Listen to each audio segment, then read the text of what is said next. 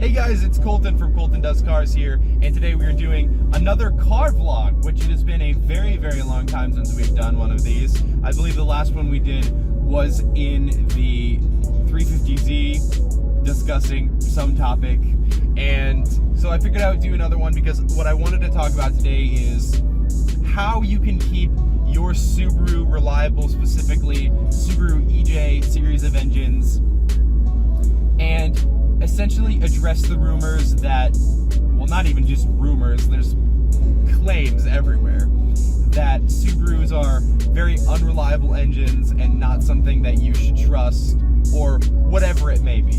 So I thought we would discuss that. So first thing that I'll address is basically why those rumors exist. Well, there's plenty of common points of failure in the Subaru EJ series of engines. Most different platforms and engine series will have some common failure point, whatever it may be.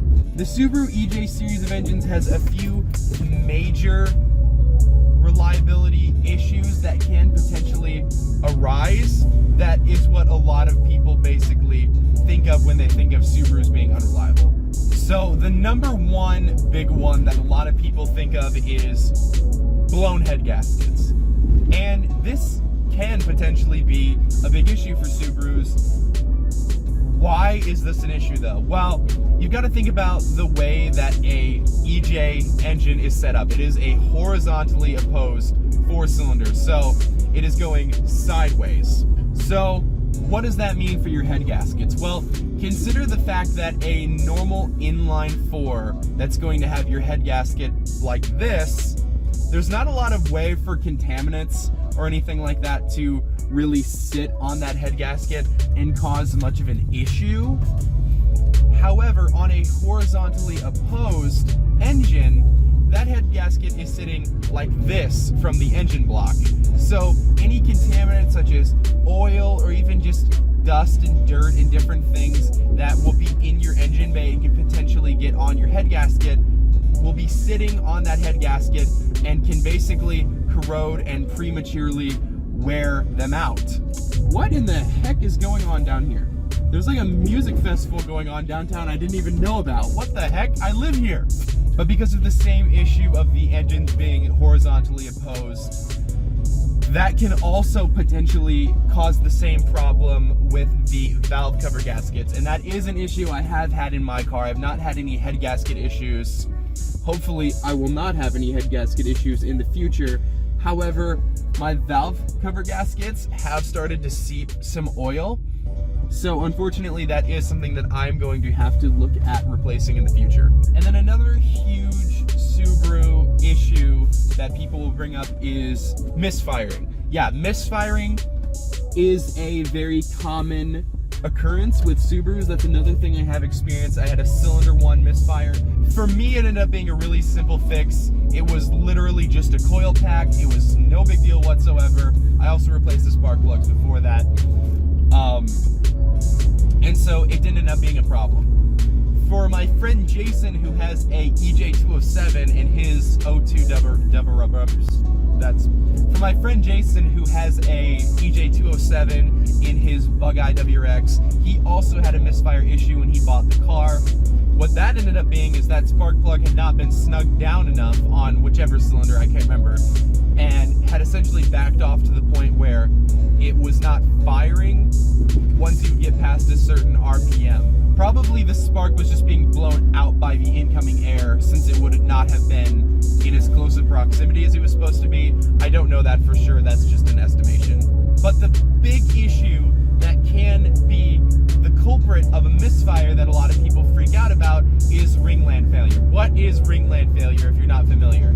Well, if you think about your piston, there's going to be different slots at the top where your piston rings are that basically keep oil from going into your combustion chamber. So they essentially keep your car from burning the oil that is lubricating the engine. Well, if pre-detonation results from whatever it might be, where an explosion happens in the combustion chamber before it's supposed to, that can cause Ringland failure, which is basically a crack in your piston that is letting oil get through or past your piston rings.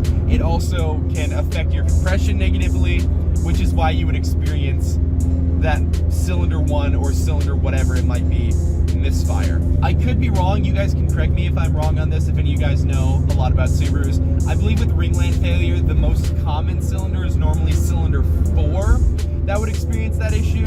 But once again, I could be totally wrong about that, so feel free to correct me. So the next really, really common issue with Subarus is rod knock. And yes, rod knock can happen to any car. It is something that does happen to Subarus as well.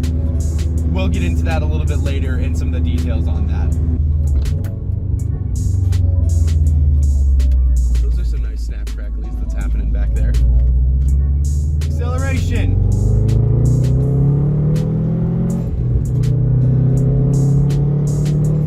Yes. So that basically covers the big issues that are potentially experienced with Subarus. So now let's get into some of the potential fixes or things that you can do to make sure that your Subaru stays reliable, things that I do or things that I have learned from other people that are very knowledgeable about Subarus. Let's go ahead and get into it. There's 4 main categories: the oil you run, the oil filter you run, your oil change interval, yes, it is a lot about oil, and the tune on the car and or overall way that you drive the car. And by the way, yes, I am specifically, intentionally avoiding the Subaru 5-speed argument. They are not particularly strong transmissions, and that argument's made all the time. I'll do another video about that topic. But as far as keeping your Subaru EJ engine reliable, first category, the type of oil you run. Why am I bringing this up? What kind of oil do I run? I run Shell Rotella T6 5W40. It also comes in 15W40. I run the 5W40. That's what I would recommend. Now, for any of you guys that are familiar with that oil, you might be thinking, what is wrong with this idiot? Does he realize that that's a heavy-duty diesel oil? Yes, I do. And there's a very good reason why I run that, as well as plenty of Subaru tuning shops and race teams run this oil in their race engines. Which is, first of all, the oil being 5W40, first of all, with the oil being 5W40, you might be thinking, doesn't the manual recommend 5W30? I believe it's 5W30. It might be 10W30, but either way.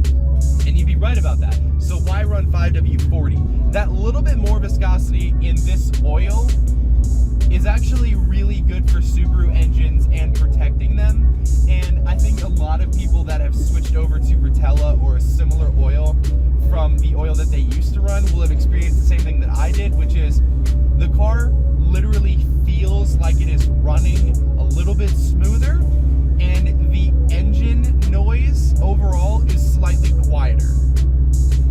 Now, when I say engine noise, that doesn't mean that it's masking rod knock or something like that. But if you listen to an engine closely, you can hear little different bits and pieces of the valve train working and things such as that. And it's literally much quieter with this oil.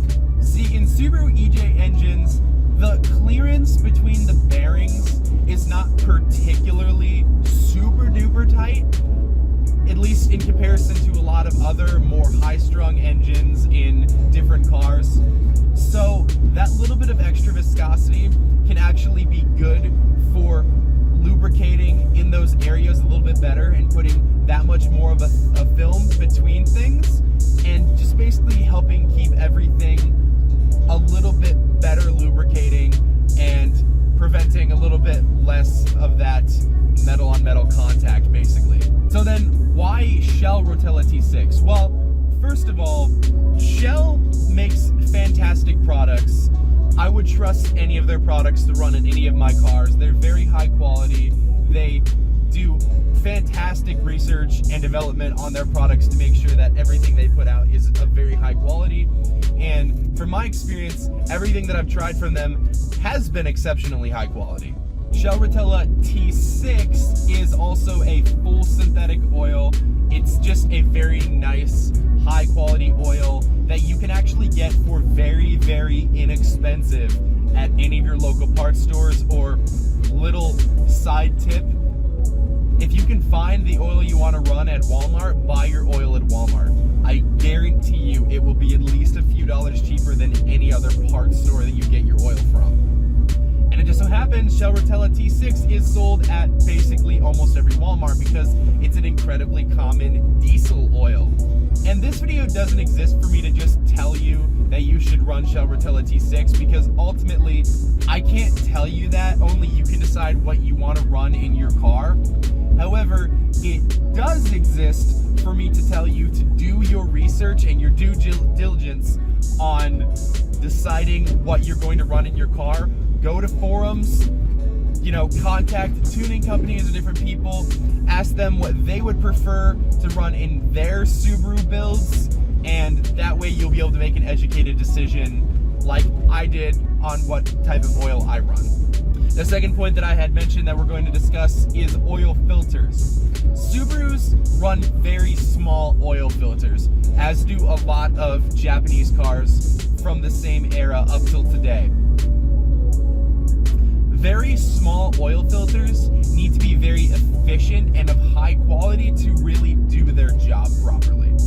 Basically, the only oil filters that most tuning shops or Subaru teams will recommend you running is the OEM genuine Subaru oil filters. And they are of very good quality. That's definitely a very solid choice. However, a few other companies such as Flatirons Tuning have said that if you do not run the OEM Subaru oil filters, another great option that they've never had any issues with, and I personally have never had any issues with either, it's what I have run on my last few oil changes, including the one I just did 1,000 miles ago, is K&N oil filters. K&N oil filters are absolutely incredible quality. I would definitely trust them, and I do trust them to run in my car. So that's a small thing, but paying that little bit more for your oil filter and getting that little bit more potential protection for your engine is definitely a good idea and something that you probably want to consider. Next thing we're going to discuss is oil change intervals. Now, I believe, again, you can correct me if I'm wrong, that the oil change interval that is suggested from the manufacturer for Subaru EJ25 engines is 3,750 miles. Now, most modern day synthetic oils are capable of going well past that mileage, but in order to ensure your optimal safety for your engine, it's recommended that you still change your oil at the recommended interval no matter what. Now, have I gone over that interval on a number of occasions? Yes. Have I gone way over it to the point of being ridiculous? Okay, I don't want to answer that actually. However, I would not necessarily recommend that. Going up to something like 5,000 miles is very doable and is something you probably don't need to be worried about. But anything past that, I definitely would consider changing your oil very soon. You want to make sure that you've got fresh oil lubricating that engine no matter what. So the last thing I wanted to mention was tune and or overall way you drive your car. Obviously, these cars are extremely accessible. There's a reason why these cars have essentially gotten this bad reputation of being unreliable. Because they're extremely accessible and they are beat on. The absolute snot is beaten out of these cars. From brand new all the way down to older ones you find on the market. When they were brand new, they have been absolutely abused. Most cars are going to have reliability issues under those circumstances, and obviously Subarus are no exception. And so, yes, if you drive like an idiot all the time, it is much more likely you are going to have these issues. Now, doing pulls here and there's absolutely nothing wrong with that. Just consider the way that you're treating your engine and how often you are doing things. Always make sure to watch your coolant gauge and make sure that that's not skyrocketing. It also would be a good idea to invest in and an AFR gauge, as well as a oil temperature and oil pressure gauge. That way you can always kind of monitor the health of your engine. And as far as tune, the engine management on EJ series engines is very, very picky. It does not like when you do something to the car and don't get a tune. Now, there's a few exceptions to that, like if you get an exhaust or something, you should be fine. You shouldn't need to get a tune. However, things like getting a downpipe and full exhaust, although a tune isn't strictly necessary, I'm running that right now. My car's untuned. However, I'm trying to get my car tuned as soon as possible. Or especially something like a cold air intake, which I don't recommend running at all on a Subaru. You can do your own research on that if you want to find out why.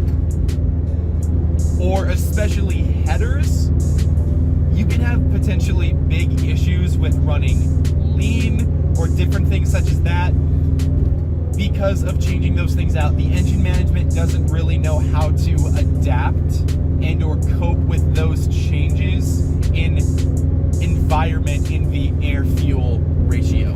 So if you're planning on modifying your Subaru, always get it tuned.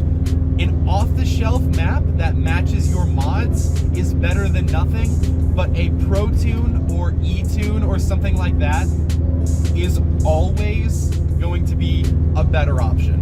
On this car, the next thing I plan to do is to get a Cobb Stage 2 off-the-shelf map because it matches my mods. However, if I was to go throw some headers on this car, or I was to go throw a different turbo on this car, of course I'm going to go get this car Pro-Tuned or E-Tuned or something such as that. So with that being said, those are the basic ways that you can keep your Subaru EJ engine reliable. Like I said, we'll talk about the transmissions later, not exactly how you can keep them reliable, but about the 5-speed engines and whether it's a better option to upgrade your gears in your 5-speed to a stronger gear set or to upgrade to the 6-speed transmission. But in some years of WX, that's not as easy as it sounds. But I digress, that's a different video. Regardless, I hope you guys enjoyed this video. If you did and you found the information useful, consider giving it a thumbs up.